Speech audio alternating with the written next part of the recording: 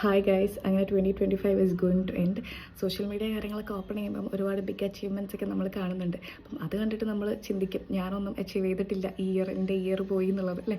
പക്ഷേ ആക്ച്വലി ശരിക്കും ഒന്ന് ചിന്തിച്ച് നോക്കുക, നമ്മൾ ഈ ഇയർ ശരിക്കും ഒന്നും അച്ചീവ് ചെയ്തിട്ടില്ലേ എന്നുള്ളത്.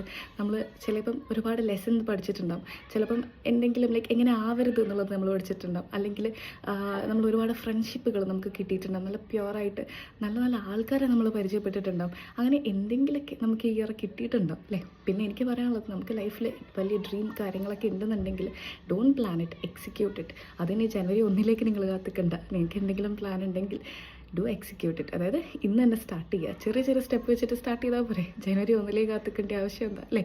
അതന്നെ ഒരു വലിയ പ്രോക്രാസ്റ്റിനേഷനാണ്. So do it today and നിങ്ങളുടെ 2025 നഷ്ടപ്പെട്ടിട്ടില്ല. It is with U.